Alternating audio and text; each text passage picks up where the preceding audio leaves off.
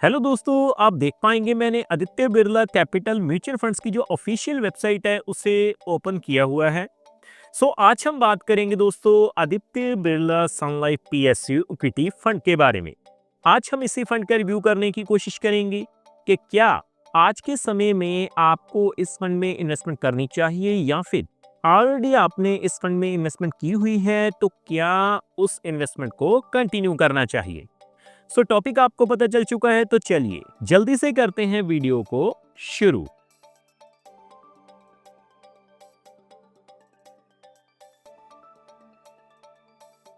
सबसे पहले दोस्तों हम इस फंड की जो बेसिक डिटेल्स है वो जान लेते हैं। मैं आपको बता दूं, अगर हम आदित्य बिरला सन लाइफ पीएसयू इक्विटी फंड की बात करें तो ये एक इक्विटी म्यूचुअल फंड है। अगर हम इस फंड की बात करते हैं तो ये फंड जो है वो पब्लिक सेक्टर अंडरटेकिंग में इन्वेस्टमेंट करता है।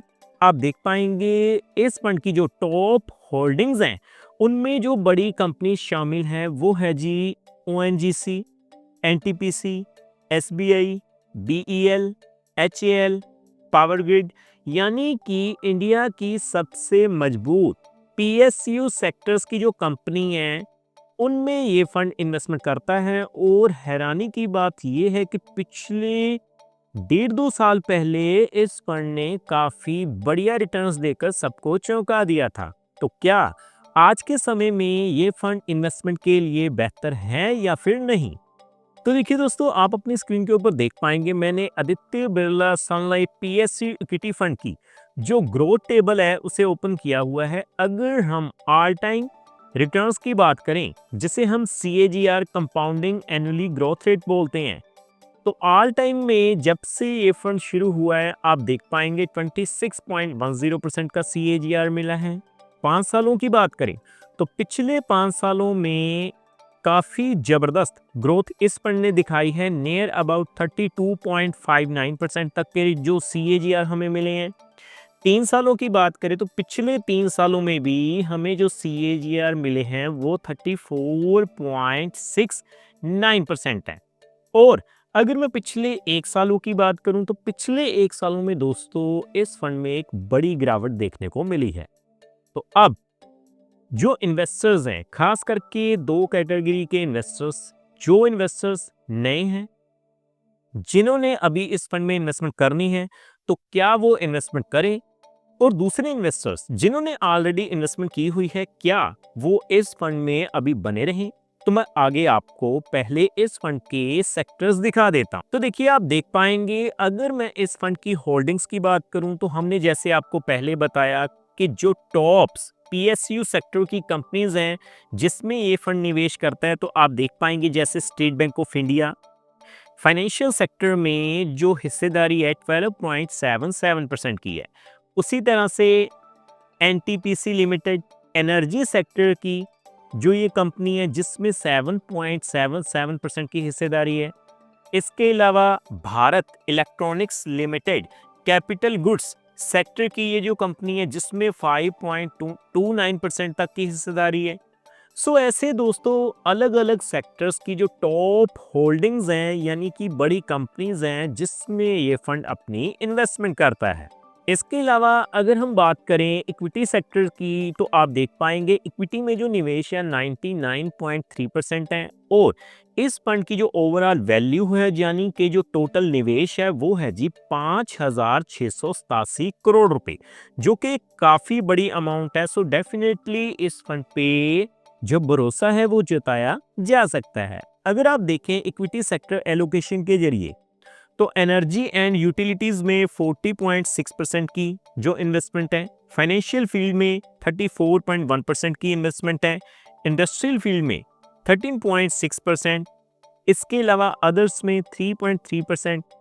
ये कुछ इक्विटी सेक्टर एलोकेशन के द्वारा हमें कैटेगरीज दिखाई गई हैं जिस फंड में या जिस सेक्टर में सबसे ज्यादा जो निवेश है वो किया जाता है। तो इस फंड की जो एग्जिट लोड एक्सपेंस रेशियो है वो क्या है, हम रिव्यू में वो भी जान लेते हैं। तो देखिए दोस्तों, आप देख पाएंगे अगर हम एक्सपेंस रेशियो, एग्जिट लोड और टैक्स की बात करें तो एक्सपेंस रेशियो जो है वो 0.53% है। इसके अलावा एग्जिट लोड की बात करें, एग्जिट लोड देखिए दोस्तों, exit load of 1% if redeem with in 13 days, यानी कि अगर आप आदित्य बिरला सन लाइफ पीएसयू इक्विटी फंड में निवेश कर देते हैं और 30 दिनों से पहले आप अपने पैसे को रिडीम करते हैं, विड्रॉल करते हैं, तो आपको 1% की जो पेनल्टी है वो पड़ेगी। इसके अलावा जो टैक्स इम्प्लीमेंटेशन है वो सेम ही है जितने भी म्यूचुअल फंड्स हैं।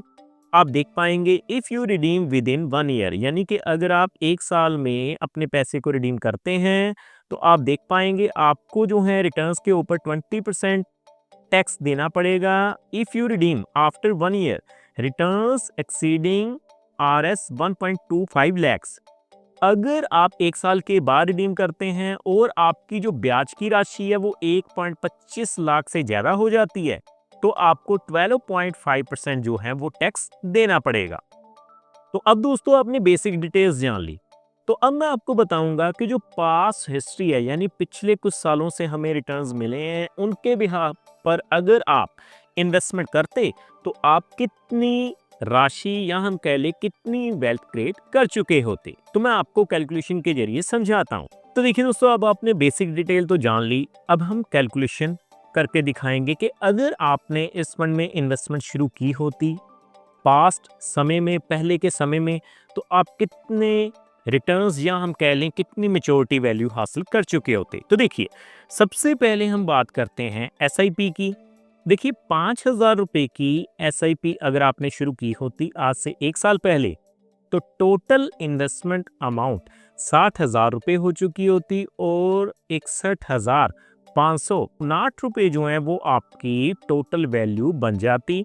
अगर आपने 3 साल पहले इन्वेस्टमेंट शुरू की होती तो आप देखते 5,000 रुपये के हिसाब से आपकी जो टोटल इन्वेस्टमेंट हो चुकी होती वो कितनी हो जाती, 1,80,000 रुपये और लगभग 2,60,000 रुपये के करीब आज की तारीख में आपकी मैच्योरिटी वैल्यू बन जाती।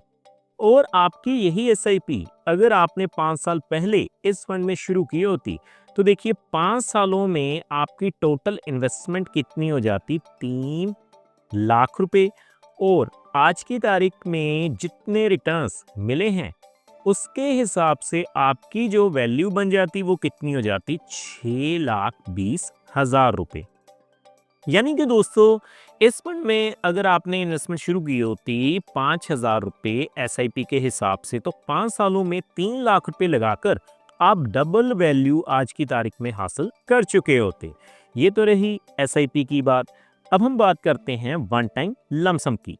तो मान के चलते हैं अगर आपने 1 लाख रुपए की इन्वेस्टमेंट शुरू की होती 1 साल पहले तो आप देख सकते हैं 1 लाख रुपए की वैल्यू आपकी कितनी हो जाती, 92,960 रुपये, क्योंकि जो रिटर्न्स हैं वो माइनस में आए हैं पिछले 1 साल में। अगर आपने 3 साल पहले इन्वेस्टमेंट शुरू की होती तो 1 लाख रुपए की वैल्यू आपकी 2 गुना से भी ज्यादा हो जाती, लगभग 2,44,000 रुपए के करीब। और अगर आपने 5 साल पहले इस फंड में इन्वेस्टमेंट शुरू की होती तो आप देख पाएंगे दोस्तों लमसम अमाउंट 1 लाख रुपए अगर आपने लगाए होते 5 साल पहले तो आपकी वैल्यू कितनी हो जाती, लगभग 4 गुना, यानी कि 4,09,000 रुपए के करीब। सो देखो दोस्तों कितनी आसानी से आज हमने आदित्य बिरला सन लाइफ पीएसयू इक्विटी फंड का जो रिव्यू है वो करने की कोशिश की। सो उम्मीद करता हूँ हमारे द्वारा दी गई जानकारी आपको पसंद आई होगी। सो फ्रेंड्स, इस वीडियो में इतना ही।